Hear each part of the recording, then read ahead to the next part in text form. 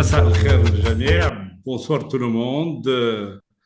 Aujourd'hui, nous allons vous présenter une conférence intitulée Les villes durables, cas de la province de Khnifra, qui va être animée par notre collègue Mourad Hamil.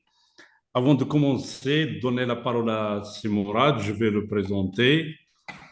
C'est Mourad Hamil, il a occupé un certain nombre de postes avec une expérience qui a duré 30 années au sein de la fonction publique, 13 années passées au niveau central au sein du ministère chargé de l'environnement, 17 années au niveau territorial en tant que responsable, 3 postes d'inspecteur, 3 postes en tant que directeur d'agence urbaine, puis consultant en urbanisme, environnement et développement avec un statut d'auto-entrepreneur. Donc aujourd'hui, 50% de la population mondiale, il est urbaine. En 2030, après-demain, ce pourcentage frisera les 60 ans, les 60%. En Amérique latine, par exemple, il atteindra 84%. Cette explosion touchera principalement les villes des pays du Sud. En 2025, à titre d'exemple, Bombay comptera 27 millions d'habitants, Sao Paulo 22, Shanghai 20 et Kinshasa 17. Les lumières de la ville, avec leur cortège de promesses d'une vie meilleure, n'auront donc rien perdu de leur pouvoir d'attraction. Sur tous les continents, la demande de logements, d'infrastructures et de bâtiments tertiaires et industriels est en croissance exponentielle. Les estimations prévoient pour les prochaines décennies l'équivalent de la construction d'une ville nouvelle de plus d'1 million d'habitants par semaine sur l'ensemble de la planète. Cela revient à dire qu'une ville de 150 000 habitants pousserait chaque jour à la surface du globe. À ce rythme, il est indispensable de sortir de l'étau qui consiste à construire la ville sans se soucier de l'environnement. Bien qu'elle n'occupe que 3% de la surface du globe, les villes consomment 75% de l'énergie produite, génèrent 60% des gaz à effet de serre et consomment les 2 tiers des ressources en eau de la planète. Les défis sont colossaux, mais les solutions existent. Elles passent par l'impérieuse exigence de penser la ville autrement.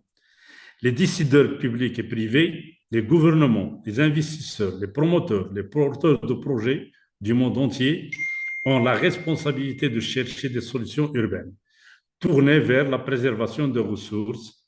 C'est à cette condition que l'on parviendra à inventer des territoires et des modèles urbains capables de répondre aux enjeux environnementaux, économiques et sociaux de demain.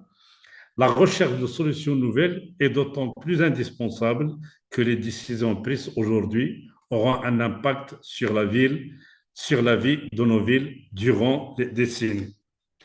Donc, un certain nombre de questions que je vais poser et que Dr Mourad Hamil va certainement en répondre dans son exposé.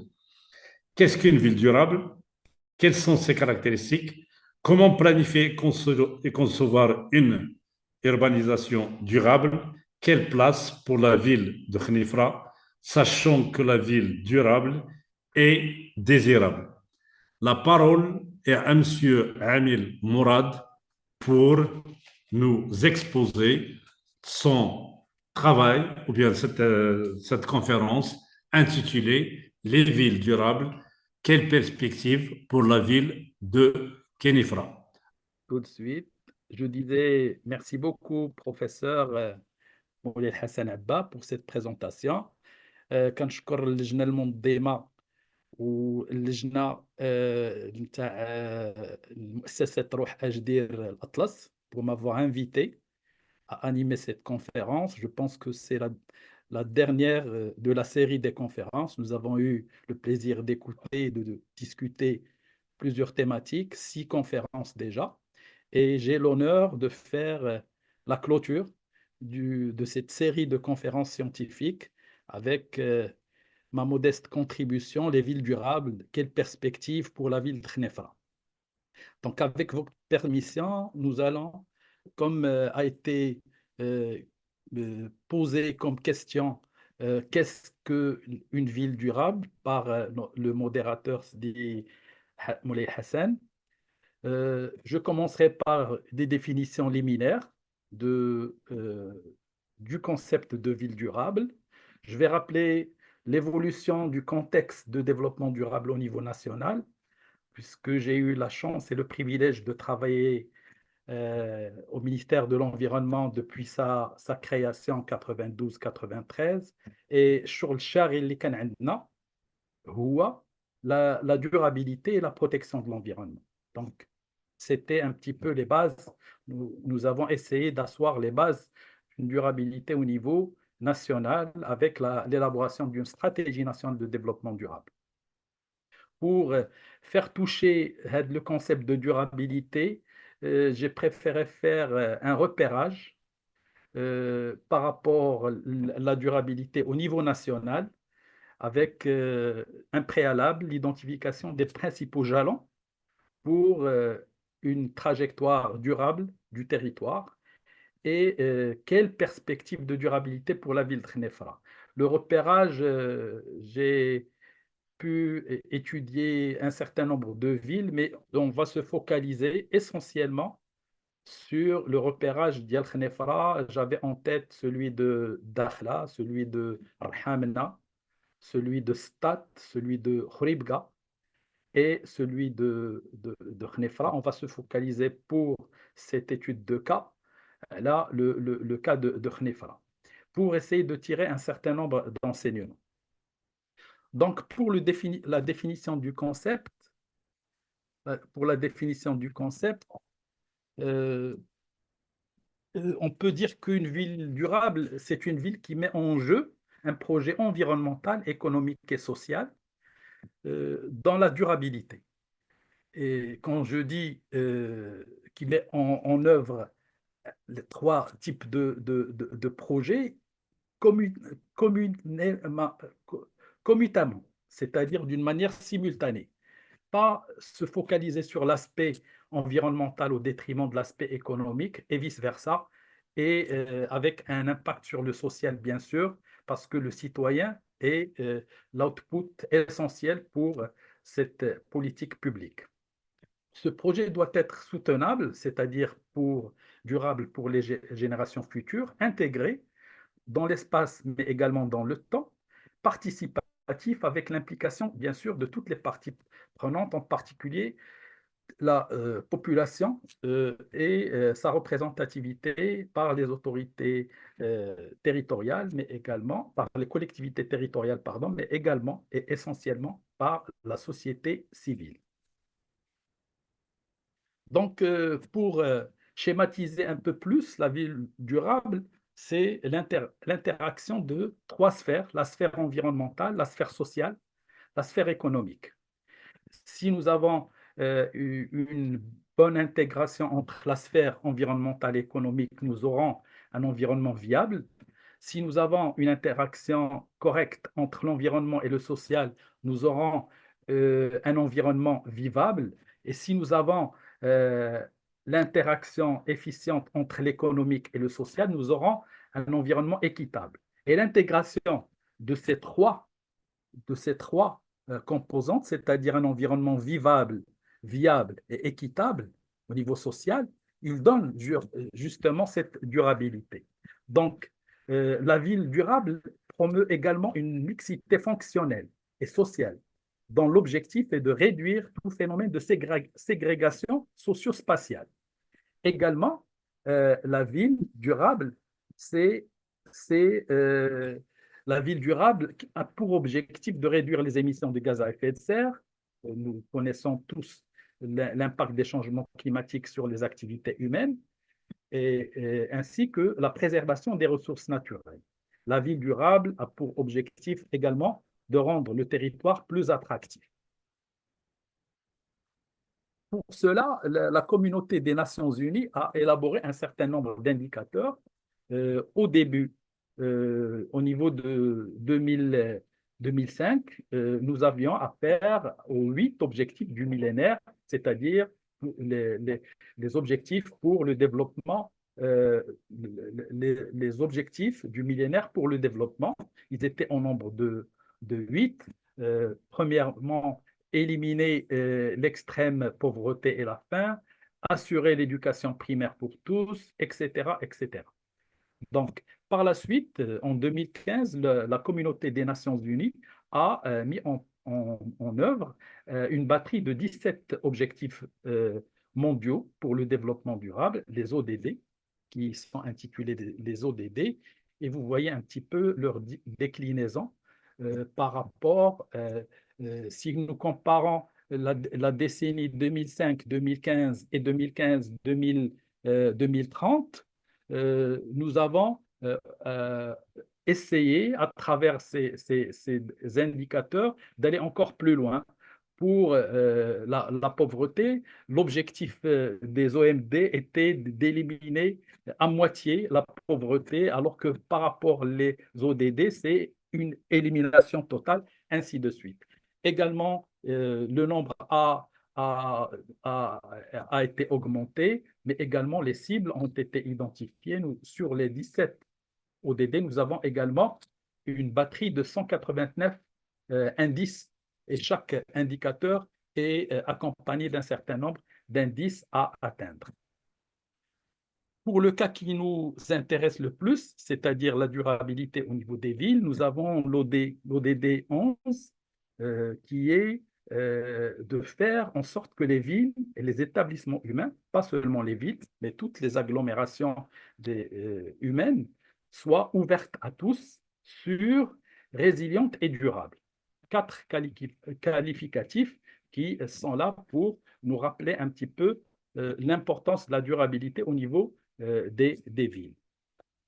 Et bien sûr, nous avons au niveau national également une norme par l'IMANOR, la norme ISO 37101, qui a été élaborée en 2016, mais qui a été réactualisée en 2022 et qui vise 6 principes pour une ville durable. C'est important de connaître que nous avons une normalisation à l'échelle marocaine qui vise l'attractivité, la cohésion sociale, la préservation et l'amélioration de l'environnement, la résilience, l'utilisation rationnelle des ressources et bien sûr pour viser in fine le bien-être humain. Rappel sur l'évolution du concept du développement durable au niveau national. Ceci est un échéancier qui présente d'une manière globale l'évolution du concept de développement durable. Nous avons en vert la partie environnement, en orangé la partie économique, la grise le social et la gouvernance en rouge brique. Et à titre d'exemple, quand on était au tout début des années 92, nous avons la création du département de l'environnement.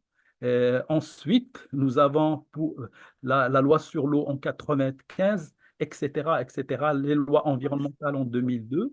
Pour la partie sociale, le PAGER, pour l'eau, le PERG, le PNR. Merci beaucoup.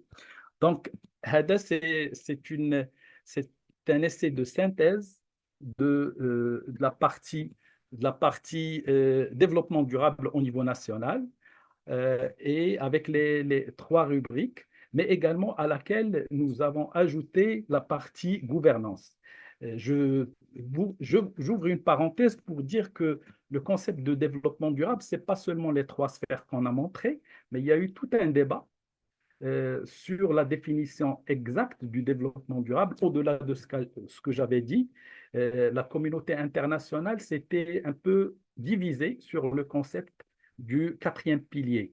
Les pays du Sud, groupe des 77 et la Chine, étaient plutôt pour un 4e pilier de gouvernance, alors que les pays du Nord ont ajouté un 4e pilier de la culture puisqu'ils n'avaient pas beaucoup de soucis avec la gouvernance. Alors que pour les pays du Sud, c'est la gouvernance qui prime pour le moment, avant de concevoir un pilier sur la culture. In fine, c'est la culture qui a primé et la définition à partir du Rio+10, à partir de 2002 à Johannesburg en 2002, la définition officielle du développement durable avec le quatrième pilier, c'est la culture. Seulement pour nos pays, quand on fait l'examen des choses, on préfère qu'il y ait une gouvernance, c'est-à-dire pour nous, c'est la Constitution de 92, ensuite c'est la réforme des régions 97, ensuite c'est la charte communale de 2002, ensuite c'est la charte nationale d'aménagement du territoire en 2004, etc., etc., avec la régionalisation avancée en 2011, avec la Constitution et la déclinaison des lois organiques en 2015.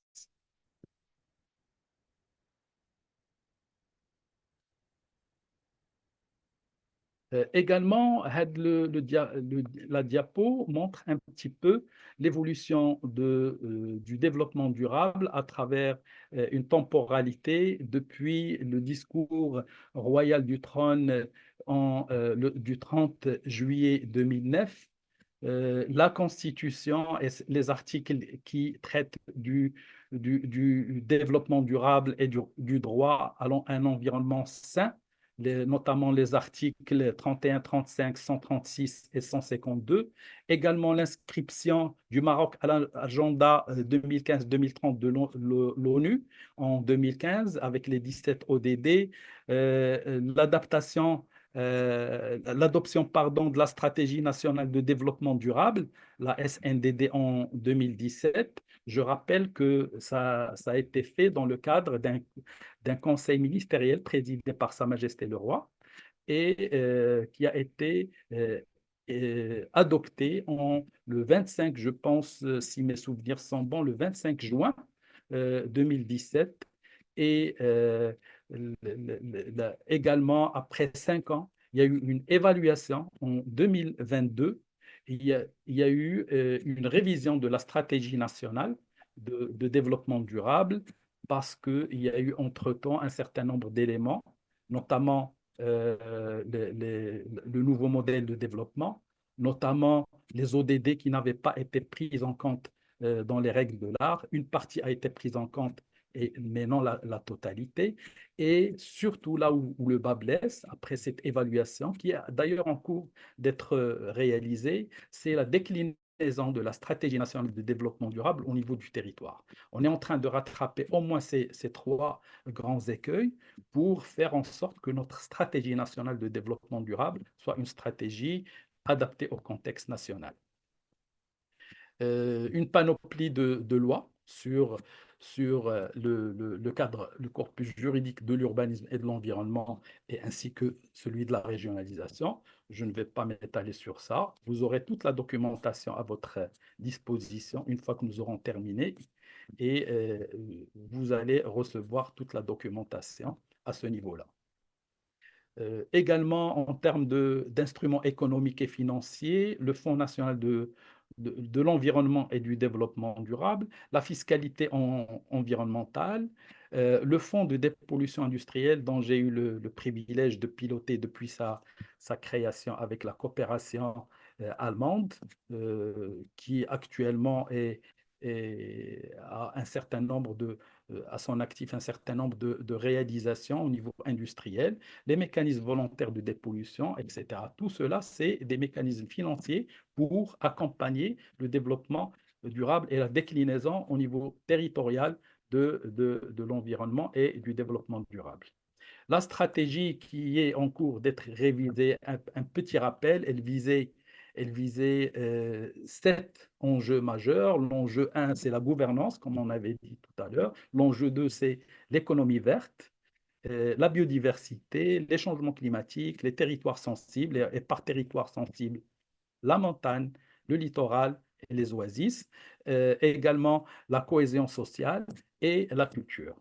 Donc, si vous voyez, c'est un mix entre les différents piliers et auxquels on a ajouté pour être en phase avec la communauté internationale de la culture, mais également la priorité des priorités, c'est une bonne gouvernance. Et on a focalisé essentiellement sur des territoires sensibles et mis en œuvre également les changements climatiques. La gouvernance pour la mise en œuvre du développement durable au niveau national, c'est une commission nationale présidée par le chef de gouvernement avec un comité d'accompagnement des ODD sous la présidence du chef de gouvernement et des secrétaires généraux. Également, nous avons des task force pour le pilotage opérationnel avec la présidence de l'environnement et des secrétaires généraux des différents ministères avec 3 groupes de travail. Des bases de l'observation de la durabilité au niveau territorial, c'est juste un petit aperçu. Nous avons traversé 2 décennies d'observation pour le développement durable. On parlait de l'observation de l'environnement. J'avais le privilège de piloter 7 ans l'ONEM, l'Observatoire national de l'environnement du Maroc. Et nous avions, à ce niveau-là, par rapport à la partie durabilité, élaboré une batterie de 65 indicateurs de développement durable qui se rapportaient également aux différents OMD de 2005 à 2015. Nous avions également fait un certain nombre d'approches de définition du reporting, c'est-à-dire l'élaboration des rapports, avec une démarche basée sur, pas seulement littérative, mais basée sur une approche de pression d'État et de réponse. Les pressions exercées sur l'environnement national, l'état des lieux et les réponses, des réponses qu'elles soient institutionnelles, juridiques, financières ou techniques. Cette évolution a été améliorée par une approche plus approfondie. C'est ce que nous avions proposé, c'est de passer de la démarche PER à la démarche DPSIR. DPSIR, c'est les forces motrices, driven forces, pression, pressure, state, impact and response. Donc, on décline encore plus le phénomène pour que le rapport sur l'état de l'environnement et du développement durable soit véritablement un rapport significatif. Donc ça, c'est la démarche qui a été proposée par l'ONEM, une batterie d'indicateurs, une catégorisation des différents types d'impact, types de pression, types d'état et types de réponse pour clarifier le rôle des uns et des autres. Nous avions eu l'honneur de préparer le premier rapport sur l'état de l'environnement du Maroc qui a été publié en 2001 à l'occasion de la COP7 de Marrakech sous l'approche PER. Nous avions élaboré également un système national d'information et préparé les jalons de ce système-là, cette monographie régionale, la création des observatoires régionaux de l'environnement, les ORE, qui a été une décision du 6e Conseil national de l'environnement. Et en 2010, il y a eu la préparation du 2e rapport sur l'état de l'environnement, toujours structuré en démarche PER. Par la suite, il y a eu une panoplie de choses très structurelles. Le passage espéré de l'ONEM à l'ONED, c'est-à-dire de passer d'un observatoire national de l'environnement à un observatoire national de l'environnement et du développement durable, et le passage les ORE, c'est-à-dire les observatoires régionaux de l'environnement, à de véritables observatoires régionaux d'environnement et de développement durable. Le 3e rapport qui a été publié en 2015 a suivi la démarche des PSIR et ça nous a fait énormément plaisir de voir que la démarche qui a été initiée début des années 2000 commence à voir le jour. Ces rapports ont essayé de prendre en considération les ODD pour, pour une destinée de 2015-2030. Avec le 2016, il y a eu l'avènement de la création des 12 directions régionales englobant les ORDD. Et en 2020, 4e rapport sous forme d'approche des PSIR. avec une introduction à l'avant-dernière partie du rapport, la partie C, questions émergentes et défis environnementaux, le Maroc sur la voie du développement durable. Malheureusement, je n'ai retrouvé que 3 pages à ce niveau-là. Et pour les villes durables et intelligentes, une seule page malheureusement. Donc, tout le travail qui reste à faire à ce niveau-là. 2021, création du ministère de la Transition énergétique et du développement durable. Et j'espère quel contenu pour le 5e rapport sur le développement durable. Donc ça, c'est un petit peu une compilation, une analyse que j'ai faite pour suivre un petit peu les bases de la durabilité au niveau national depuis l'ONEM jusqu'à l'ONED actuellement. Maintenant, on va passer à un aspect plus important. On est en train de faire un effet de zoom, c'est-à-dire de reporting sur l'environnement et le développement durable, faire un éclairage sur la stratégie nationale et on va essayer de poser la question, quelle relation entre la stratégie nationale et la planification du territoire? Et on va voir qu'il y a encore beaucoup à faire à ce niveau-là. Ou la question qu'on peut se poser, pouvons-nous identifier les synergies entre la stratégie nationale de développement durable, la SNDD, et la planification territoriale et à ces différentes phases? Donc, je ne vais pas trop m'attarder sur cela pour dire que la convergence, elle a été élaborée, elle a été discutée, elle a été examinée et il y a eu des jalons qui ont été ratés, notamment pour le ministère dont j'avais le privilège d'appartenir, mais malheureusement, nous avions raté le coche à l'occasion des OPAT, c'est-à-dire de la réorientation des politiques publiques en matière d'aménagement de territoire, les OPAT, afin d'actualiser le référentiel qui datait d'une vingtaine d'années, c'est-à-dire le SNAT qui a été élaboré en 2002. À cette occasion-là, on devait prendre en compte, à mon sens, tout ce qui est en relation avec la stratégie nationale de développement durable. Et vice-versa, la partie développement durable aurait pu aller plus en profondeur par rapport aux différents outils de l'aménagement de territoire et essayer de dépasser les gaps et de faire des synergies plus conséquentes à ce niveau-là. C'est un rappel de la SNDD qu'on on va aller plus en profondeur dans le rappel des outils d'aménagement de territoire, mais c'est juste pour rappel la vision de la SNDD, la déclinaison au niveau des différents années, la loi cadre sur la Charte nationale de l'environnement et du développement durable en 2014, 2017, comme j'ai dit, l'adoption de la SNDD sous la présidence effective de Sa Majesté, le roi que Dieu l'assiste, avec un conseil des ministres. 2019, la mise en place de la gouvernance des plans euh, des plans d'environnement de l'administration. Également en 2021, l'évaluation de la SNDD. Et actuellement, il y a eu réorientation vers 5 thématiques prioritaires avec prévision des assises sur la stratégie nationale de développement durable, revue, corrigée pour élargir la concertation au niveau des différents secteurs d'activité, mais également au niveau des territoires, puisqu'il y a eu un certain nombre d'ateliers régionaux sur les 12 régions du royaume, avec une remontée et une prévision pour les assises de la SNDD nationale.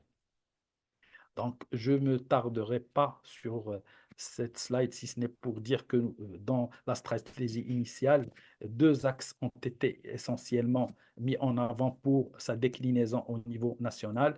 Le plan d'action sectoriel de développement durable, c'est-à-dire chaque secteur d'activité, on voulait lui inoculer un certain nombre d'actions pour le verdir, pour aller vers le développement durable. Et on avait également mis en avant le pacte d'exemplarité de l'administration comme projet pilote et initiateur de la durabilité au niveau de l'administration publique comme modèle. Également, nous avons essayer, et c'est là, comme j'ai dit, un des biais de la stratégie version initiale, c'est le non-alignement euh, avec le nouveau modèle de développement national, le nouveau modèle de développement qui devrait chapeauter le programme gouvernemental. Et bien sûr, la stratégie nationale de développement durable devrait être un référentiel pour les stratégies sectorielles et les politiques publiques, et bien sûr pour les plans de développement territoriaux. Passons maintenant à l'autre volet, celui de l'aménagement du territoire. L'aménagement de territoire, c'est une planification qui va du haut vers le bas, mais également qui se veut monter du bas vers le haut, top-down and bottom-up. Et l'objectif ultime, c'est bien sûr le citoyen. Euh, Au niveau national, nous avons le SNAT qui a été revu avec les OPAT en 2019, mais également nous avons un schéma régional d'aménagement de territoire, les SRAT, qui se déclinait en Paris, plan d'aménagement régional intégré, puis des plans de développement régionaux. Au niveau intercommunal, à l'échelle intercommunale, nous avons les SDO. Au niveau des provinces, nous avons le plan de développement provincial, les PDP. Et ça, ce sont des documents ou des référentiels juridiquement contraignants suite à la loi sur les collectivités territoriales, la 111, 112, 113, 14, qui émanent de lois organiques. Donc, c'est des législations contraignantes sur lesquelles il faut s'appuyer pour descendre au niveau communal, à l'échelle communale, avec des plans d'aménagement, des plans de développement pour les agglomérations rurales et des plans d'action communale. Donc, tout cela, je rappelle les OPAT, un essai d'actualisation du SNAT, et malheureusement ne se référait pas beaucoup à la SNDD, comme je l'ai dit, où est le hiatus qu'il y a entre les deux approches. À titre d'exemple, j'ai eu à me focaliser sur l'impact des changements climatiques sur la planification urbaine. C'était un travail d'expertise avec le PNUD et avec le centre 4C Maroc, le centre des changements climatiques sur le centre des compétences pour les changements climatiques. Donc, j'avais préparé une conception de la sorte. Il y a bien sûr d'un côté les échelles territoriales et d'un autre côté les outils, mais malheureusement, il n'y a pas eu un référentiel sur lesquels ils devaient interagir entre eux. Par exemple, à titre d'exemple, le SNAT devait se référer à la stratégie nationale de développement durable. Il devait se référer également au plan national de lutte contre les changements climatiques. Également, le schéma régional d'aménagement de territoire devait se référer au plan territorial de lutte contre le réchauffement climatique avant d'être décliné au niveau régional. Le schéma directeur devait se référer au plan climat territorial avant d'être décliné sur le territoire. Ainsi de suite, le plan climat des villes devait se référer, le plan d'aménagement devrait se référer au plan climat pour les villes avant d'être décliné au niveau communal, si nous ne voyons que cet aspect des changements climatiques. Il en est de même pour la biodiversité, il en est de même pour la lutte contre la désertification, ainsi de suite. Et l'un des biais supplémentaires et essaie d'être rattrapé par la nouvelle mouture de la stratégie nationale, c'est la prise en compte des trois conventions mères de Rio, à savoir la Convention 4 sur les changements climatiques, la Convention sur la biodiversité et la Convention sur la désertification, puisque nous travaillons dans un écosystème unique et il n'était pas question de travailler en silo avec des politiques publiques en silo. Donc, cela étant dit, le constat, c'est que nous sommes encore loin d'une réelle déclinaison territoriale de la stratégie nationale de développement durable en termes de planification urbaine. Les orientations de la politique publique d'aménagement du territoire, les OPAT, n'ont pas pris comme base et comme référence la SNDD afin de la décliner territorialement. Quelques projets ont cependant tenté d'emprunter le chemin de la durabilité, mais reste insuffisant en nombre et assez disparate pour pouvoir représenter une véritable politique publique territorialisée. C'est le constat personnel que je fais après analyse d'un certain nombre de territoires et de documents stratégiques à ce niveau-là. Pour le repérage, nous avons un certain nombre d'outils d'observation. On a déjà examiné le reporting national, mais également régional. Comme nous avons le rapport national, nous avons des rapports régionaux. Nous avons des systèmes d'information national et régional. Le national, il est en devenir. Le régional, il commence à éclore et ça, c'est une très bonne chose.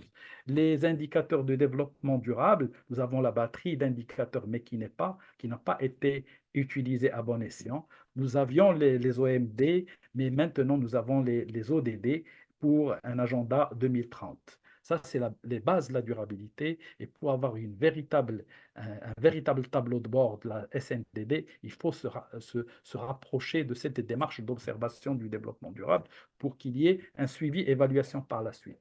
La SNDD versus planification territoriale, l'approche qui se décline, c'est de faire un diagnostic territorial sous forme de SWOT, d'identifier les vocations territoriales, de faire de la planification territoriale à travers une mise à niveau du territoire, c'est viser le SMIC urbanistique, puis développer par la suite les projets structurants, matérialisant des centralités fonctionnelles par rapport aux vocations de chaque territoire et bien sûr faire un suivi et évaluation des réalisations. Les villes pilotes sur lesquelles j'ai travaillé pour cette démarche, comme repérage national, c'est, comme j'ai dit, 5 villes. On se concentrera essentiellement sur la ville de Khnefra avant de tirer les enseignements pour la vie. Donc, j'espère que je ne suis pas trop lent, mais tout ce qu'on avait vu, on va essayer de le matérialiser par une étude de cas, c'est-à-dire l'interaction entre les différentes sphères, la sphère environnementale, la sphère économique et la sphère sociale, la gouvernance, etc. Donc, la ville de Khnefra, quelle perspective de durabilité? Un essai de planification urbaine durable tenant compte du projet de développement régional, le PDR. Donc, une situation un petit peu de notre territoire. Il se situe au niveau de la région de Bnibla al-Khnefra, une région centre du royaume, centre-nord du royaume. Nous avons la province de Khnefra qui est à ce niveau-là. 5 provinces, 135 communes. Nous avons également la province de Khnefra s'étend sur 22 communes territoriales, dont 2 municipalités, Khnefra et Merirt, et représente presque 24% de la superficie de la région. Ça, c'est une compilation qui me semble très pertinente dans le sens où, pour comprendre un petit peu les outputs qui sont visés, nous avions cinq provinces et nous avons 5 provinces et 4 vocations. Ça, c'est une réflexion qui a émané du SRAT avec beaucoup de débats au niveau provincial, mais également régional, lors de l'élaboration du schéma régional d'aménagement territoire et sa déclinaison en PDR, c'est-à-dire le plan de développement régional. Le SRAT, c'est sur 25 ans, qui se décline au niveau de la législature du Conseil, c'est-à-dire 6 à 7 ans. Donc, nous avions débattu cette carte-là pour essayer d'avoir les vocations de chaque territoire et avoir une vision stratégique complémentaire par la suite. Donc, le pôle de Khouribga, comme vous le concevez, c'est un pôle minier et industriel avec l'OCP. Le pôle de Ibn Saleh et de Bni Billel, c'est un pôle complémentaire de l'agrobusiness, pôle agroalimentaire. Le pôle d'Azilal, c'est un pôle à vocation touristique, tourisme de montagne essentiellement. Et le pôle de Khnefra, la province de Khnefra, est un pôle écotouristique et basé également sur l'économie du savoir. On va en parler par la suite.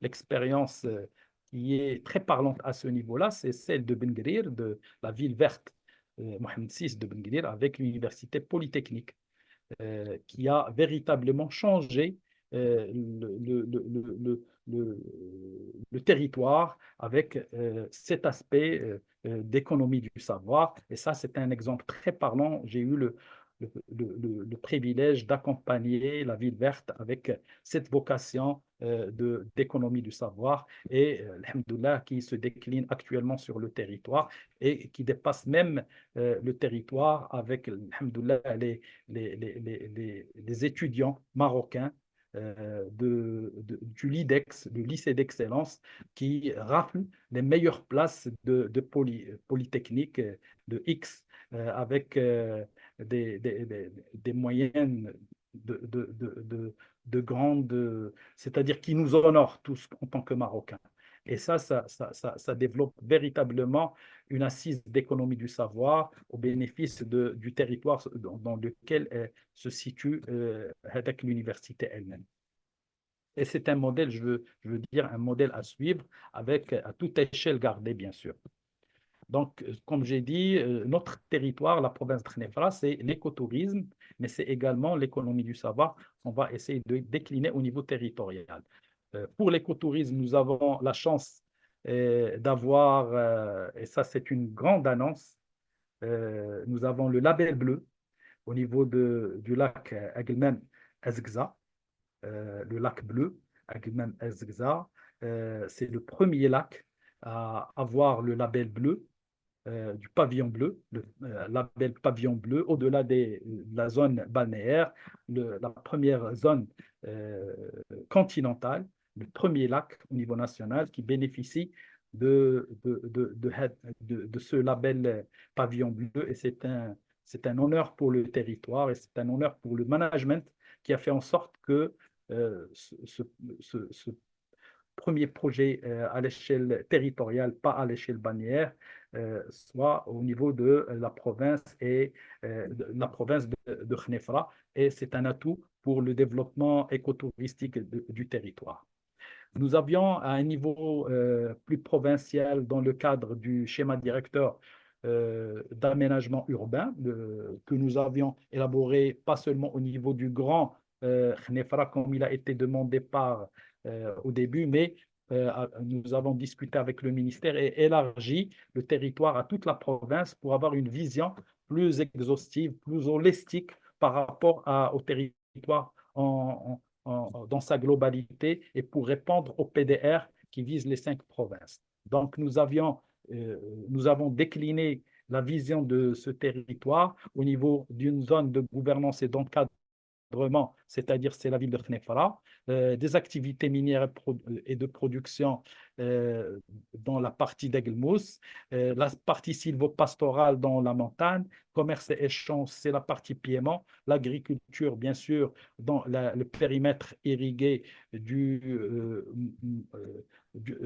des plateaux qui sont sur la Haute Melouia, et bien sûr des paysages et du développement de l'écologie au niveau des sources d'Ombarbé et la vallée depuis les sources jusqu'au barrage à Hansal.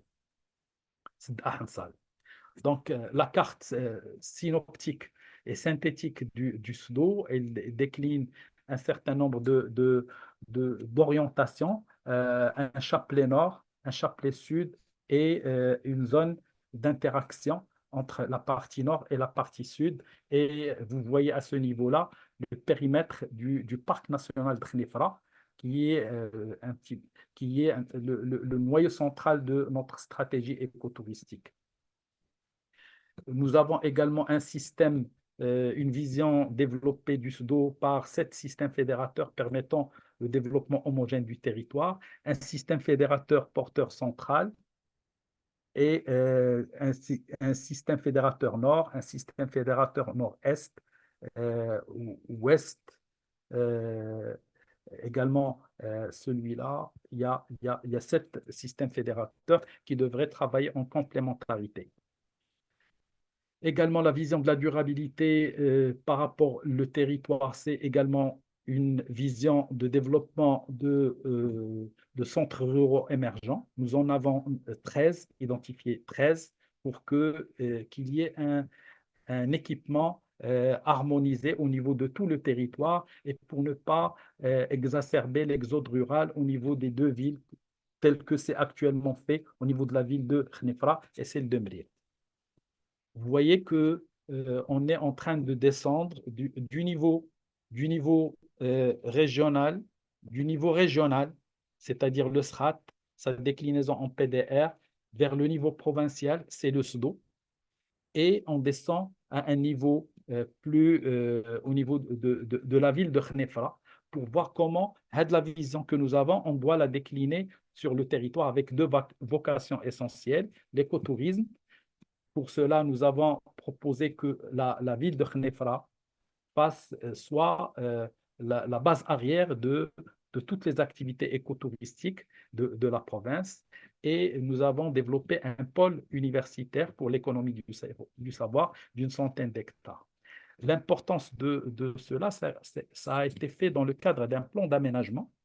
Nous avions la chance de prendre le train en marche et nous avions fait une évaluation de l'ancien plan d'aménagement, lequel plan d'aménagement, après notre évaluation, a montré qu'il y avait à peu près à mi-parcours, c'est-à-dire un plan d'aménagement, c'est 10 ans. Au niveau de notre évaluation, nous avions 7% de réalisation d'équipement. Donc, à terme, c'était du 17%. Donc, c'est un document d'urbanisme qui n'allait pas développer le territoire comme il se voulait. Nous l'avions arrêté et réfléchi différemment. Par rapport au plan d'aménagement de la ville de Trinidad, qui est actuellement homologué, ce n'est pas seulement une déclinaison de la vision, mais c'est une réglementation qui se décline pour mettre en œuvre la vocation du territoire. C'est sur la totalité de la superficie du document d'urbanisme, c'est 2200 hectares.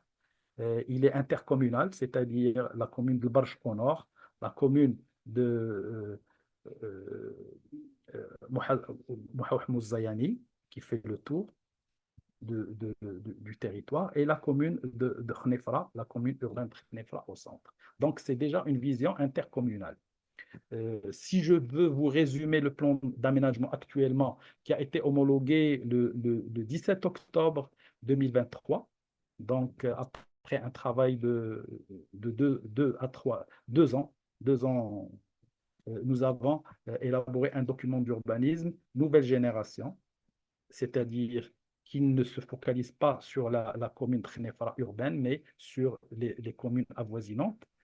C'est une intercommunalité, mais également il est basé sur des centralités fonctionnelles, c'est-à-dire chaque territoire doit être porté par une, une, une polarité spécifique avec plusieurs fonctionnalités. Pour cela, l'objectif de ce projet urbain durable de la ville de Khnefra avait comme objectif de développer la compétitivité de la ville par son repositionnement régional, voire national, promouvoir et préserver son potentiel écologique, puisqu'il est traversé de haut en bas sur 7 km par l'Oued Omarbia, comme vous le voyez. C'est des rares villes marocaines où il y a une traversée de l'Oued de haut en bas, avec un débit régulier. Également faciliter la mobilité et permettre des connexions aisées entre les différents quartiers de la ville. C'est le rôle du PDI, le plan de déplacement urbain que nous avions lancé pour la ville de Khnefra et on a mis les résultats de cette étude-là. C'était une étude qui a été pilotée par le CID et qui avait sorti un certain nombre de recommandations et que nous avons déclinées dans le plan d'aménagement de la ville, de développer également la résilience de la ville contre les risques naturels et anthropiques, à savoir les inondations, les éboulements de terrain, etc. Donc, 5 pôles complémentaires. Vous voyez ici les numéros de ces polarités de 1 à 5. Vous avez le premier pôle universitaire d'une centaine d'hectares au nord de la ville et qui fait partie de la commune de Barj. Vous avez également le deuxième pôle de la ville ancienne, dans laquelle nous visons une rénovation de l'ancien tissu, la sauvegarde de la Médina sur 54, je pense, hectares, ici, à ce niveau-là. Vous avez également la création de places d'archiour et vous avez le souk au tapis qui est actuellement en cours de construction. Si vous voyez là où je parle d'Urshur, le nouveau souk de tapis, mais également la rénovation urbaine de l'ancien place de l'hôpital à ce niveau-là. Vous avez un troisième pôle, c'est celui c'est celui du projet phare de Corse. C'est un territoire vierge de 14 hectares qui se situe entre un territoire ici densifié, populaire, et une partie de zone villa à ce niveau-là et de la Médina. C'est un projet phare sur lequel on a conçu en interne avec les architectes de l'agence urbaine un projet intégrateur sur 14 hectares. J'aurai le plaisir de le décliner tout à l'heure avec un budget de 185 millions de dirhams. Le quatrième pôle, le quatrième pôle est un parc de 30 hectares et également euh, une nouvelle offre d'habitat que nous avons estimée importante pour le territoire de la ville de Khnefra, c'est-à-dire des résidences fermées, touristiques, mais également des maisons marocaines améliorées. C'est des R+2 avec un jardinet de 16 mètres carrés en façade. Nous avons depuis notre parcours dans les différentes villes du royaume, vu que le Marocain a tendance à vouloir euh, un- ajouter une chambre, le balcon qui se dos, etc., etc. Donc, on a laissé faire, on a laissé des R+2, c'est-à-dire trois niveaux, et on a juste demander la création d'un jardinet. Comme ça, nous avons une meilleure amélioration, une meilleure qualité de vie pour passer de la maison marocaine traditionnelle et à une maison marocaine améliorée. Ça, c'est un certain nombre d'éléments que nous avons mis en place dans le pôle 4 à ce niveau-là et également au niveau d'un parc de 30 hectares qu'on a proposé à ce niveau-là au niveau des méandres, juste devant les méandres de l'Oued Omarbeet. Le cinquième pôle, c'est l'offre industrielle à ce niveau-là, une zone industrielle à ce niveau, ainsi qu'à ce niveau-là, qui est déjà viabilisée sur 14 hectares à ce niveau-là, au niveau du sud de la ville, mais également une zone de service euh, pour, pour accueillir tout ce qui est d'inondiers, Njara, les cyclistes, etc. Les métiers brouillants de la ville, on va les délocaliser à ce niveau-là pour permettre une sérénité et une quiétude au niveau de la ville et éviter les zones industrielles diffuses qui se développent à ce niveau-là vers la sortie d'El Msouk El-Had vers Arougou. Vous voyez, en allant en sortant d'Arougou, il y a une zone industrielle informelle qui se développe. Ce n'est pas l'endroit idoine. Nous avons mis les choses en règle avec une zone industrielle qui se développe à ce niveau-là, avec bien sûr des showrooms à l'entrée de la ville vers le côté Beni Mellel, la partie sud à ce niveau-là. Donc ça, c'est pour résumer le plan d'action. Maintenant, en parlant de durabilité, on avait dit qu'il fallait une interaction entre la composante environnement, la composante sociale, pour que ça soit vivable, entre la composante environnement et la composante économique, pour que ça soit viable, et entre la composante économique et sociale, pour que ça soit équitable, qu'il n'y ait pas de ségrégation socio-spatiale. Et tout ça devait nous donner un environnement vivable, viable et équitable, ce qui donne véritablement la signification de la durabilité. Donc, comment on a pu faire ça? Et bien sûr, la déclinaison, elle doit se faire d'une manière simultanée. Ça ne sert à rien de développer la zone industrielle, et bien sûr une zone industrielle écologique, c'est-à-dire avec le traitement des rejets, etc. Pour le cas de figure, nous avons je m'excuse, j'avais dit 2200, mais c'est en fait 2490, presque 2500 hectares, la superficie totale du périmètre d'aménagement. Donc, nous avons mis avec trois couleurs différentes, le pilier économique, le pilier social, le pilier environnemental, et on va décliner de quoi s'agit-il par rapport à toutes ces trois couleurs. Le pilier économique, c'est bien sûr la zone industrielle en bas, la zone de service de 5 hectares ici, et également le pôle universitaire, puisque nous considérons que c'est une économie du savoir qui va être génératrice de revenus également. Le pôle social, nous avions à peu près 14 quartiers sous-équipés qui ont, depuis une dizaine d'années, été traités et qui s'intègrent la ville elle-même avec 40 000 habitants. Et nous avons également ici le projet phare du Corse. Le Corse, ça a une dénomination du Corse parce qu'on faisait Tborida à ce niveau-là. Et bien sûr, on va voir que l'approche historique a été sauvegardée. Le pilier environnemental, bien sûr, c'est la ceinture verte, c'est le parc de 30 hectares, c'est la ceinture verte et c'est les différents parcs de la ville. On va décliner ça très rapidement. Donc, pour la partie économique, comme j'ai dit, c'est trois composantes. Le pôle universitaire, une centaine d'hectares, la zone d'activité et d'artisanat à ce niveau-là, et la zone d'activité commerciale et de showroom à ce niveau-là.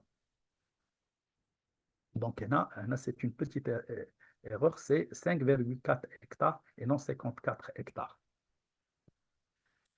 Par rapport au pôle universitaire, on avait la chance de travailler avec l'INO dans le cadre d'une convention avec l'INO et nous avons proposé ce sujet de recherche aux étudiants de l'INO qui se sont déplacés, qui ont travaillé sur le terrain, qui ont visité, qui avaient discuté avec Moulay Hassan, avec Sidi Chilas également, en tant que responsable de l'école supérieure de technologie qui les avait reçus. Et ils ont proposé avec trois groupes différents, trois visions différentes, un campus universitaire Smart, un campus universitaire Green Tech et un campus de marketing urbain en faisant référence à tout ce qui est le Z de Tifinagh à ce niveau-là pour proposer une architecture respectant les symboles locaux. Donc, également, les domaines clés qui devraient faire l'objet de l'enseignement au niveau de ce campus universitaire, c'était le développement durable, la gestion des ressources naturelles, l'économie de la montagne et la télémédecine et la biotechnologie. Donc, ça, c'était les orientations qu'on avait bien sûr. Mais ce n'était pas seulement des propositions du corps enseignant et des étudiants, mais c'est des échanges avec l'autorité locale, avec les universitaires, avec les communes territoriales, etc. Donc, pour cela, nous avions eu le plaisir de présenter le projet l'ex-ministre de l'enseignement supérieur avec les équipes. Et vous voyez ici, c'est M. Moulir Hassan Abba qui avait accompagné les étudiants à l'EST. Donc, également, nous avions, euh, nous avions pris ce travail des étudiants, mais nous l'avions décliné également à notre manière avec euh, trois, trois pôles universitaires. Un campus universitaire au niveau de l'existant, une partie pépinière d'entreprise, une partie la partie tout ce qui est résidentiel, vocation résidentielle à ce niveau-là. Une partie, comme j'ai dit, pôle universitaire de formation et de recherche, c'est de la partie HELI. Et si possible, l'élargir s'il y a plus d'offres, plus de demandes, pardon. Nous avions une offre qui était polyvalente. S'il n'y a pas de besoin, elle se décline en résidentiel pour ne pas bloquer le territoire. Une troisième partie كما قلنا pour les bureaux, les plateaux bureaux, le développement de l'entrepreneuriat, les entreprises et startups à ce niveau-là, et une partie de vocation résidentielle à ce niveau-là, et également tout ce qui est séminaires, colloques, etc., avec les équipements qui vont avec. Donc, c'était pour le pôle économique. Pour le pôle social, comme j'ai dit, il y a eu 14 quartiers. Euh, On commence par le A, c'est l'ancienne Médina. Nous avions développé dans le cadre du plan d'aménagement sur les 54 hectares un projet de sauvegarde de la Médina avec les centralités qu'on avait vues. Également, par rapport à la partie B, c'est 14 quartiers, c'est 40 000 habitants qui ont été intégrés à la ville. D'abord, le label Dial Home au niveau du plan d'aménagement, c'est des zones, c'est des zones équipées, c'est-à-dire ce n'est plus de la restructuration, mais ils ont été intégrés à la ville avec des équipements de proximité, avec de la voirie, de l'électrification, des réseaux d'assainissement qui ont fait que les quartiers, pour 40 000 habitants, sont directement intégrés à la ville. Le projet Le Corse, c'est un projet phare. On a eu le plaisir de travailler dessus en interne par des architectes locaux, Bled Bled, qui ont fait un travail très intéressant. Donc ça, c'est la centralité de l'ancienne Médina. Pour le projet d'Iel Corse, le complexe socioculturel, religieux et sportif, nous avions depuis l'esquisse d'Iel le projet, sa situation. Vous voyez ici la partie d'Iel le Massira, mais il est à ce niveau-là entouré par des équipements, par un collège, le lycée, le fameux lycée Aboul Qasim Zayani, vous avez l'OFPPT ici, etc., etc. Et vous voyez, Hadi, il y a le projet qui est là, qui est, alhamdoulilah, encore vierge, et nous avons travaillé dessus pour qu'il fasse véritablement une jonction entre la partie sud et la partie nord de la ville. Pour cela, la lettre Z a fait son honneur. Il y a la partie voirie, mais également, nous avions développé un certain nombre d'activités donc, bien sûr, l'identité du lieu. Vous avez ici la mixité des activités socioculturelles, religieuses, puisqu'il y aura un centre culturel au niveau du centre. Et vous avez la partie équitation, la partie mared pour le tboreda, etc. Et la partie parcours qui est à ce niveau-là. L'objectif, c'est de renforcer l'identité culturelle, religieuse et sportive de la ville. Pourquoi sportive? Parce qu'il y a des terrains de proximité, mais également un club cycliste. Parce qu'on voit, il y a beaucoup de cyclisme au niveau de la ville, aux alentours de la ville, mais ils n'ont pas de club. Il n'y a pas de club en bonne et due forme. Et bien sûr, une direction du centre pour que ce centre soit géré par le privé dans le cadre d'un partenariat public-privé avec la commune, puisque c'est un équipement qui va être géré par la commune avec un partenariat public-privé. C'est ce que nous avons proposé. Vous avez ici une déclinaison en master plan, espace Tboreda, 2,2 hectares.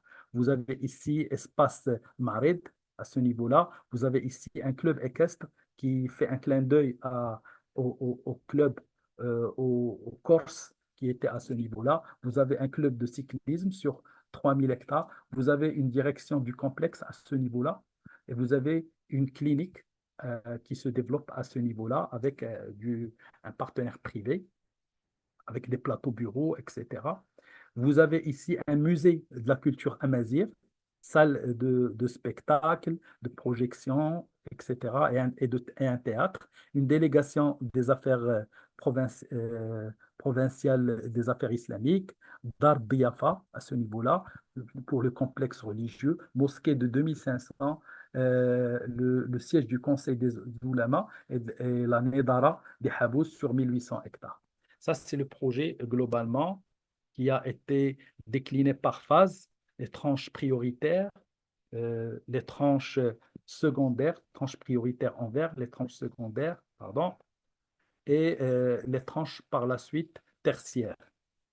Nous avons développé une fiche projet par rapport au budget global et les partenaires potentiels. Ce travail-là a été présenté en conseil, euh, en session normale, ordinaire du conseil de la ville, et nous avions pris attache à travers l'autorité locale avec le ministère des Affaires islamiques qui était très intéressé par le centre culturel, à l'instar de toutes les villes du royaume.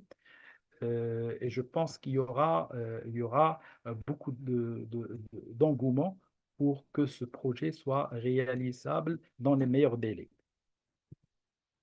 Également, la création du complexe religieux que nous avions identifié avec une estimation budgétaire de 40 millions de dirhams, avec en partenariat entre le ministère des Affaires, comme j'ai dit, des Affaires islamiques et la commune territoriale de Khnefra. Création de complexes sanitaires également.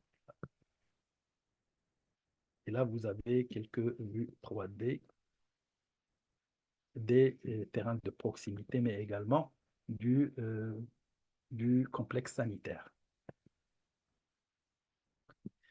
Par rapport au développement des zones sociales, nous avons utilisé le travail qui a été réalisé sous notre encadrement sur le plan de déplacement urbain pour créer deux rocades, une rocade est et une rocade ouest. Ça, c'était très important.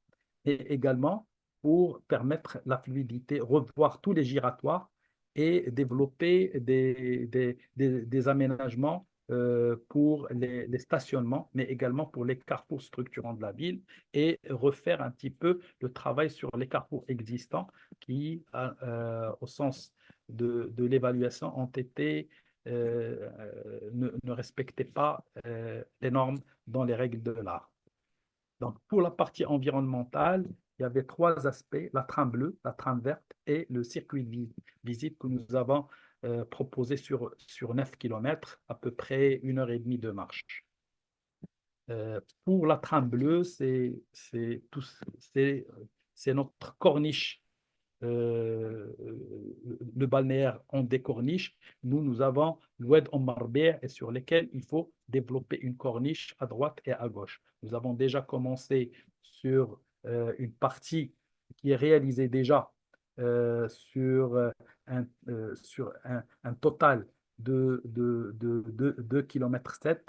Il y a déjà une première tranche qui a été réalisée sur 680 mètres et il est utilisé actuellement au niveau de l'ancienne Médina. Nous avons également élaboré un plan urbain vert de la ville pour essayer qui a permis d'inventorier tous les espaces verts existants et potentiels de la ville et proposer un certain nombre de déclinaisons. Comme j'ai dit, le plan urbain vert a travaillé sur 16,4 hectares au niveau des différents quartiers, mais également au niveau d'une proposition de parc urbain de 30 hectares, un projet de ceinture verte, boisement et forêt sur 104 hectares avec l'appui des eaux et forêts. Et cela nous permettra d'arriver à 13 mètres carrés au lieu de 0,5 mètres carrés actuellement. Et bien sûr, la trame bleue qui traverse de haut en bas, du nord vers le sud. Et ça, c'est une chance qu'a Khnefra. Pour l'aménagement de la trame bleue, comme j'ai dit, il y a plusieurs tranches. La tranche prioritaire qui est réalisée actuellement, la tranche 2. Vous voyez à gauche, à droite, c'est l'état des lieux et à gauche, c'est la proposition qui devrait être déclinée dans la réalité. Tranche 3, tranche 4. Pour les zones naturelles, la trame verte, vous avez ce qu'on avait dit tout à l'heure, passer de 0,5 par habitant par mètre carré à 13 mètres carrés par habitant, au-delà de la norme de l'OMS qui est de 10 mètres carrés par habitant. Vous avez la partie ceinture verte. euh, Vous avez la partie ceinture verte. La proposition, c'est que nous avons proposé un circuit de 9 km qui passe, même le projet actuellement en construction chez l'EL. Nous avons proposé, avec une étude que nous avons engagée, un musée de l'eau. C'est très symbolique. Nous sommes un territoire, nous sommes supposés être le château d'eau du Maroc à travers le Moyen Atlas, les sources en Barbère. Et le musée de l'eau se situe à Marrakech, sur 5 hectares. Bien sûr, c'est un musée qui traite de la rareté de l'eau, qui traite de la désertification, qui traite de l'histoire de l'eau. Mais nous voulons que ce musée soit un musée thématique et nous avons discuté avec le directeur du musée de l'eau de Marrakech pour que le musée qu'on a proposé soit un musée thématique pour montrer le château d'eau du royaume, mais également pour l'intérêt d'elle, la protection de la ressource en eau contre la pollution et la déperdition. Donc, le circuit s'étale sur un parcours de 9 km. Il est matérialisé en rouge ici. Depuis les cascades Chilel, le café qui est en cours de rénovation, vous avez le projet de musée de l'eau et vous avez tout un circuit qui part jusqu'à la partie parc au nord et revenir pour passer par la corniche et revenir vers le musée, en passant par l'ancienne Médina. La situation le café Chdel en cours de rénovation, qui va être un petit peu un espace à ciel ouvert, c'est-à-dire un laboratoire à ciel ouvert, le Schillen, et vous avez le musée de l'eau avec normalement des maquettes pour pas seulement la ville, mais également pour les zones écotouristiques de l'arrière-pays, la ville. Je ne m'aventurerai pas à citer le projet des circuits écotouristiques. Ça sera à l'occasion, Inch'Allah, d'une autre conférence ou d'un autre débat. Mais ici, on se focalise sur la ville en tant qu'arrière-pays, que zone de démarrage des différents euh, sites, des différents circuits écotouristiques que nous avons également élaborés. On aura l'occasion de les présenter ultérieurement. Le projet d'Iel Musée de l'eau, il a été conçu comme une goutte d'eau. Donc, vous voyez ici comme une goutte d'eau avec sa déclinaison. Donc, il est sous forme d'une goutte d'eau avec un espace agora à ce niveau-là. Il existe déjà.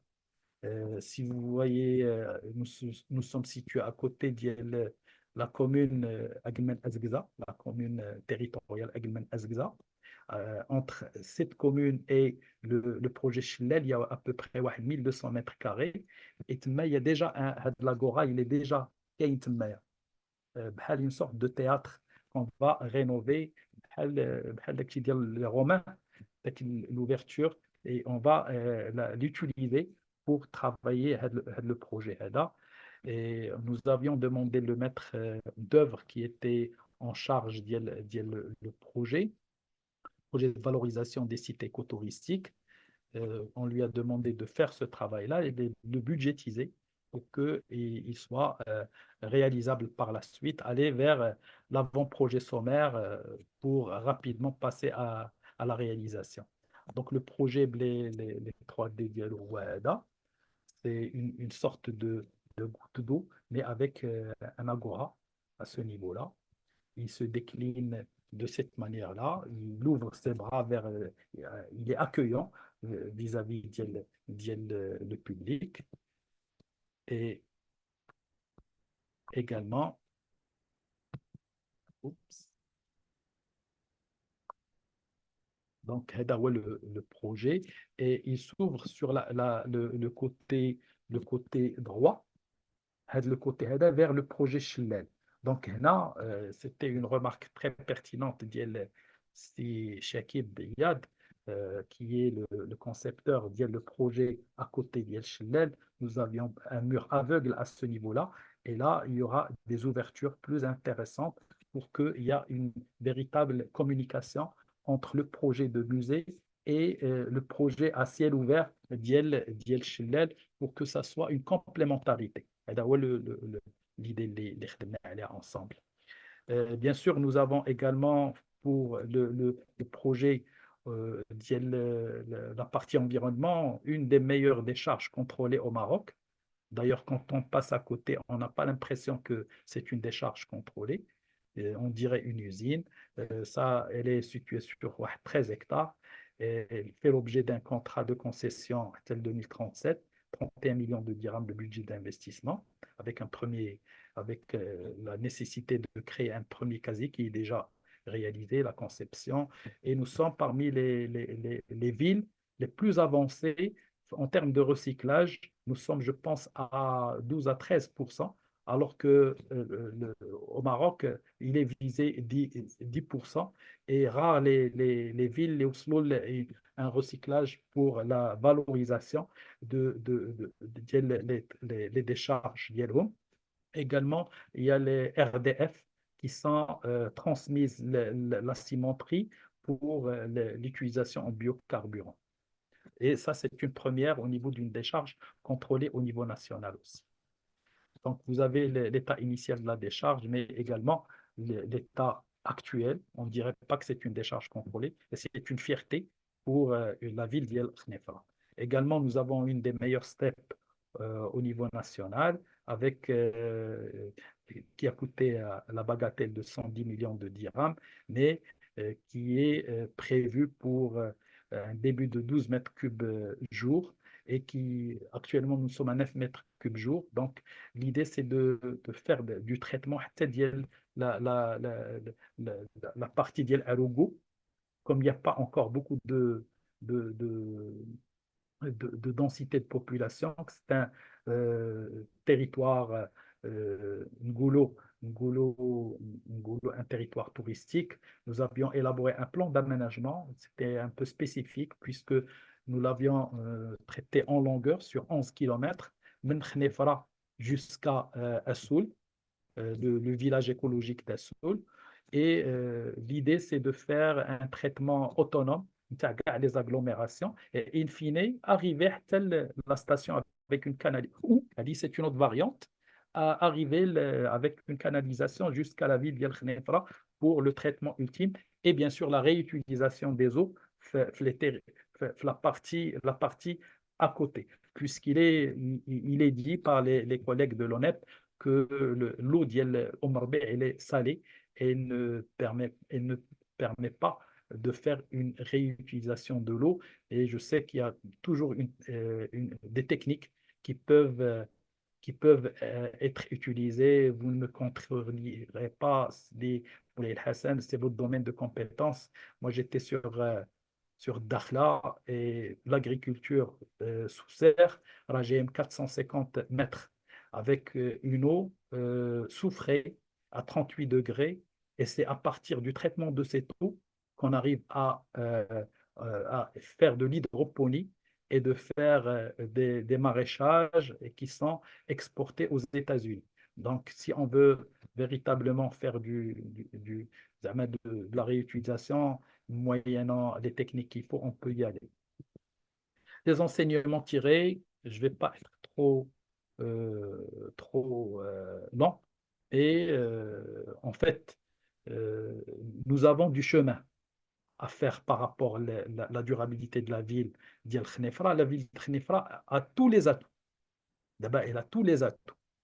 Et elle a également un projet ficelé, mais également qui a le saut de la réglementation. Ce n'est pas une étude qui est réalisée et qui va être mise les tiroirs. C'est un document réglementaire qu'il faut suivre.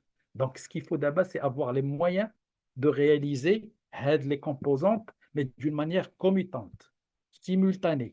ماشي نمشيو لا بارتي اندستريال ونديروها ونخليو لا بارتي سوسيال ونخليو لا بارتي environnement. C'est un projet global qu'il faut développer au niveau territorial avec une vision cohérente. C'est le rôle du management, c'est le rôle de la gouvernance. Le quatrième pilier, le rôle de la culture, c'est nous, en tant que fondation, esprit d'Ejdir, Atlas Khnefra, notre rôle, notre dada, c'est la partie culturelle et je pense que on a commencé à la faire convenablement avec le festival sous le haut patronage de Sa Majesté. Ces deux dates, été comme automne, également les manifestations qui sont déclinées tout au long de l'année. Aide les conférences que vous menez, nous avons déjà, c'est la septième conférence, le projet d'université virtuelle qui va être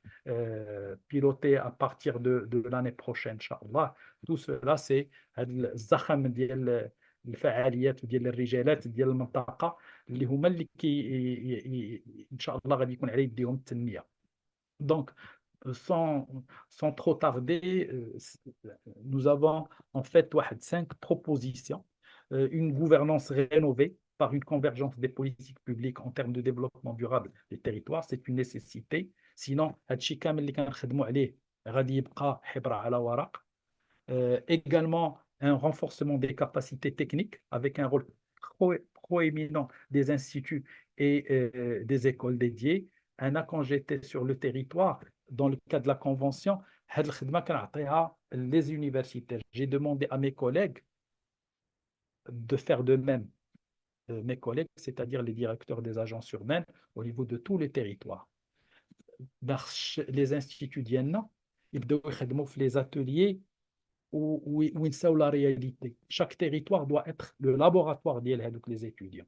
Et on doit les encadrer au bénéfice le territoire, mais au bénéfice de nos futurs lauréats, parce qu'ils sont très bien formés. C'est une proposition. Une recherche appliquée, voire une recherche-développement rénovée en termes de prospective et de durabilité des territoires, un accompagnement et une certification des bureaux d'études spécialisés. Et là, je fais un clin d'œil Steve Jafar, qui est avec nous, et on en a discuté à plusieurs reprises. Des cadres juridiques et institutionnels par l'adoption d'une loi cadre sur le développement durable, pas seulement une stratégie, mais une loi cadre sur le développement durable des territoires, avec des prérogatives élargies dans ce sens aux conseils élus, qu'ils soient régionaux, provinciaux ou communaux, pour passer, à titre d'exemple, de l'actuel plan de développement territorial, le PDT, au plan de développement durable du territoire, et idem pour les autres plans provinciaux. Une conjonction entre la stratégie nationale de développement durable et ce qui se fait réellement sur le terrain. Également un partenariat efficient entre le Conseil national de développement durable, le CNDD, dont la présidence est assurée par le chef de gouvernement, avec les conseils élus au niveau des territoires, ouverts à des partenariats internationaux dans le cadre du partenariat décentralisé permettant l'appui au financement des différents plans territoriaux. Les moyens, dans le cadre de la coopération décentralisée, il y a moyen de faire du jumelage, de faire du partenariat public-privé, etc. Le financement, bien sûr, au travers des fonds nationaux de l'environnement, couplé au fonds de l'habitat social et d'intégration urbaine. Là, à partir de 2015, je pense, avec l'avènement de la politique, le département de la politique de la ville, il y a eu création d'un le FSH qui existait déjà, intégration urbaine, pour avoir les moyens pour faire la politique de la ville. D'abord, il faut ما نخليوش الناس ديال l'environnement بوحدهم un fonds avec un minimum de ressources et avec un fonds اللي عندنا في ministère ديال l'aménagement territoire et l'urbanisme qui est aussi entre 1,5 et 1,8 milliards de dirhams et qui nous a beaucoup aidé. Là, les villes sans bidonville, la restructuration urbaine, etc. D'abord, il faut passer à une vitesse supérieure, la rénovation urbaine, la déclinaison de la politique de la ville.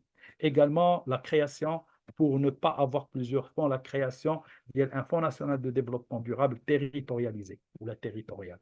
Également, dernière recommandation, des villes ou territoires pilotes peuvent être choisis dont l'expérience peut être généralisée par la suite aux différentes régions du royaume. Le choix de ces pilotes peut porter dans cette première étape de transition vers les territoires cibles et ou pilotes présentant un trend une évolution socio-économique accélérée ou agissant au sein d'écosystèmes fragiles. Moi, je cite Dakhla. J'ai eu la chance et le privilège de travailler فيها واحد 5 سنين تقريبا, où je sais que c'est un territoire très fragile puisqu'il est certes, c'est un site de première catégorie, site d'intérêt biologique et écologique. C'est un site Ramsar et c'est également un site ZICO, zone d'importance pour la conservation des oiseaux. Mais le train de Bachrali, le développement, on avait opté pour un écotourisme de niche avec tout ce qui est sport de glisse, kitesurf, windsurf, ou le lac lui-même de 400 kilomètres carrés, قلنا يكون فيه l'aquaculture ou la conchiliculture, les huîtres, ce sont des filtreurs, donc pas besoin d'aller vers, bien sûr, la pisciculture, etc. Donc tout ça, il faut véritablement, le cas particulier, le suivre pour sa fragilité, pour l'engouement les investisseurs. Il faut être très vigilant à ce niveau-là. Mais le cas d'Yal Khnefra, qui représente également un cas d'école, un cas d'étude, toutes les conditions sont là. Il n'y a pas beaucoup de densité, il y a beaucoup d'espace naturel, il y a un oued qui traverse la ville. Toutes les caractéristiques sont là pour faire le territoire ديال خنيفره اللي كنهضروا على خنيفره جوهره الاطلس باش تكون véritablement جوهره الاطلس. Et je vous remercie pour votre attention. Je termine également pour dire que nous avons eu la chance d'avoir hérité d'un très très beau pays, faisant en sorte qu'il en demeure ainsi, voire même qu'il s'améliore encore plus au bénéfice de tous les citoyens marocains, ou au mieux au bénéfice des citoyens des générations futures. Et je vous remercie pour votre attention. Merci.